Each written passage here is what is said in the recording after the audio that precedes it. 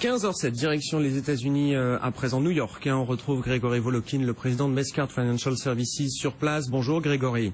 Bonjour Grégoire. Bon, New York qui se prépare à rouvrir après un long week-end. C'était la fête nationale chez vous ce week-end aux États-Unis, avec des indications d'avant-marché plutôt négatives. Là, on est au début d'une semaine où on va avoir les résultats d'entreprises qui vont commencer à revenir très progressivement, bien sûr. Et puis, il y a toujours des spéculations là sur la hausse des taux de la Réserve fédérale américaine. Est-ce qu'elle interviendra plus tôt que prévu? C'est un petit peu la question que tout le monde se pose aujourd'hui, notamment après les derniers chiffres de l'emploi qu'on a vu en fin de semaine dernière.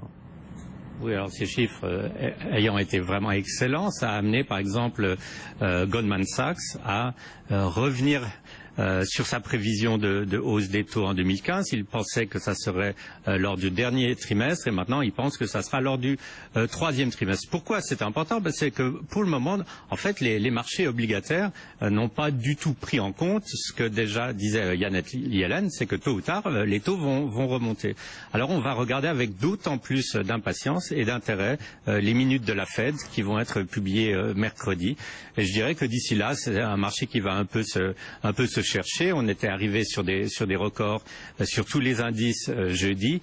Il faut souffler un tout petit peu et aussi bien ces minutes de la Fed que les premiers résultats d'entreprise donneront peut-être un nouvel élan à la hausse des marchés. Les minutes, la publication du compte-rendu de la réunion de la Réserve fédérale américaine le mois dernier, la publication de ces minutes, ce sera mercredi soir, et puis les premiers résultats demain soir après bourse Alcoa, et puis l'autre principal résultat de la semaine pour le S&P 500, c'est la banque Wells Fargo qui publiera ses résultats vendredi avant l'ouverture chez vous à Wall Street. Indication négative donc en avant-marché, on recule de 0,2% environ sur les indices futurs américains. Grégory, on vous retrouve juste après l'ouverture aux alentours de 15h45.